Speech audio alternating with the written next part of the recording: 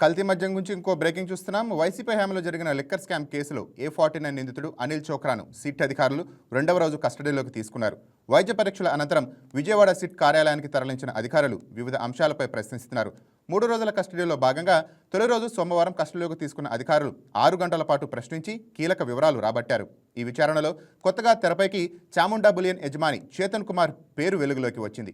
ఏపీకి చెందిన పలు మద్యం డిస్టిలరీలు వాటి బ్యాంకు ఖాతాల నుంచి మీ డొల్ల కంపెనీల ఖాతాల్లో డబ్బులు జమ చేస్తాయని, ఆ సొత్తు విత్డ్రా చేసి నగదు రూపంలో కానీ బంగారం రూపంలో కానీ వెనక్కి ఇస్తే మీకు కమిషన్ చెల్లిస్తామంటూ ముంబైకి చెందిన చాముండా బులియన్ యజమాని చేతన్ కుమార్ను సంప్రదించారని తెలిపారు. ఈ నేపథ్యంలో మనీ లాండరింగ్ గుట్టు రట్ట రాబట్టేందుకు అనిల్ చోక్రాను అధికారులు ప్రశ్నిస్తున్నారు.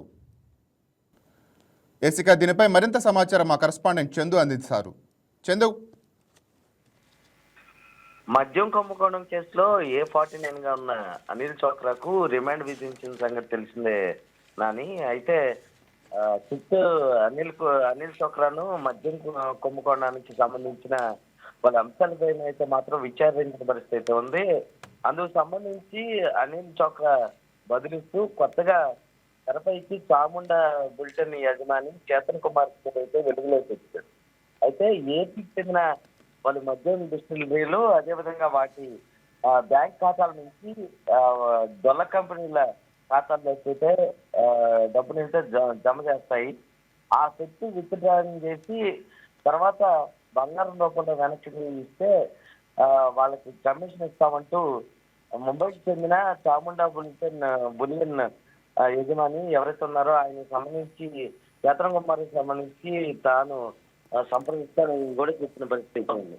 అయితే అదేవిధంగా ఓల్విక్ మల్టీ వెంచర్స్ ప్రైవేట్ లిమిటెడ్ అని A11 ఉన్నటువంటి వ్యక్తి, అదేవిధంగా క్రీపాటి ఎంటర్ప్రైజెస్ ప్రైవేట్ లిమిటెడ్ A12 ఉన్నటువంటి వ్యక్తి, అదేవిధంగా నైట్నా multi ventures private limited A13 గా ఉన్న వ్యక్తి, అదేవిధంగా విశాల్ ఎంటర్ప్రైజెస్ A19 గా ఉన్నటువంటి వ్యక్తి ఎవరైతే ఉన్నారో తదితర కంపెనీలు డొల్ల కంపెనీలకు సంబంధించి బ్యాంక్ ఖాతాల వివరాలు అయితే మాత్రం ఆయా డిస్టిలరీలకు అందజేశామని అయితే మాత్రం అనిల్ చోక్రా అయితే విచారణలో చెప్పారు. అయితే అప్పటి ప్రభుత్వ పెద్దలకు అంటే మద్యం ముడుపులు ఎట్లయితే అందని ఏంటి అన్న అంశాలను అయితే మాత్రం సిట్ అధికారులు అయితే ప్రశ్నించడం పడుతుంది. అంటే తద్వారా వాటిలో ఏదైతే 78 కోట్ల రూపాయలను జమ చేశారని అనిల్ సిట్ అధికారులకు తెలియజేశాడు. అందులో తన కమిషన్ ఏదైతే ఉందో దాన్ని మినహాయించుకుని మిగతా సొత్తు ఏదైతే ఉందో అంటే నగదు ఏదైతే ఉందో అదేవిధంగా ఆ నగదుని బంగారం రూపంలోకి మార్చి చేతన్ కుమార్ కు అందజేశారని కూడా పేర్కొన్న పరిస్థితి. అయితే అంతేకాకుండా వైఎస్ఆర్సీపీ హయాంలో జరిగిన వేల కోట్ల రూపాయల మద్యం కుంభకోణం కేసులో నిందితులైనటువంటి A40 ఉన్నటువంటి వ్యక్తి ఎవరైతే ఉన్నారో అతను ముఠా తరఫున మద్యం మొత్తాన్ని పెద్ద ఎత్తున అంటే మనీ లాండరింగ్ చేసిన ముంబై వాసి అయినటువంటి అనిల్ చోక్రా అని చెప్పి సిట్ ఏదైతే ఉందో ఆ దర్యాప్తులో అయితే వెల్లడించిన పరిస్థితుంది అనిల్ చోక్రా.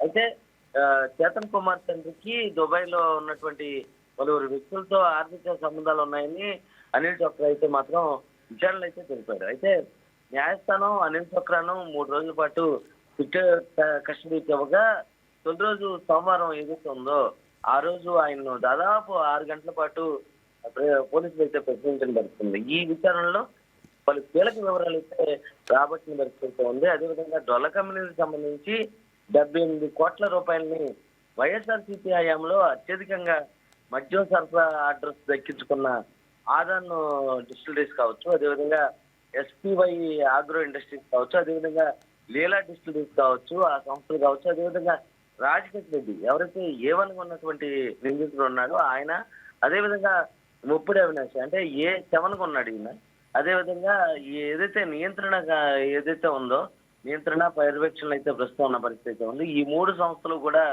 కలిపి మొత్తం 78 కోట్ల రూపాయలని అనిల్ చోక్రాకు సంబంధించిన డొల్ల కంపెనీలకి అయితే ఆయా ఖాతాల్లోకి అయితే మళ్లించని పడుతుంది. అదేవిధంగా రెండవ దశలో అయితే మాత్రం ఆ నిధుల్ని మరో 32 డొల్ల కంపెనీల్లోకి అయితే మాత్రం మార్చారని అక్కడి నుంచి వివిధ రూపాల్లో ఆ సొత్తు ఏదైతే ఉందో దాన్ని వైఎస్ఆర్సీపీ ముఠా ఎవరైతే ఉన్నారో వారి నుంచి అప్పటి ప్రభుత్వం పెద్దలకైతే మాత్రం చేర్చి వేసేవారట. అయితే ఎక్కడ ఆదిత్య దొరకకుండా అంటే ఎక్కడ కూడా ఆదిత్యకి దొరకకుండా, అదేవిధంగా నేరం గుట్టు బయటపడకుండా బహుళంచెలలో అంటే రకరకాల స్టేజెస్ లో నిధుల్ని మళ్లింపు చేసే పాల్పడ్డారని మాత్రం చిట్టుగుర్తించారు. ఈ నేపథ్యంలో ఆ మొత్తం కూడా మనీ లాండరింగ్ గుట్టు బయట పెట్టేందుకు మాత్రం అనిల్ చొక్రాని ప్రశ్నించింది నాని.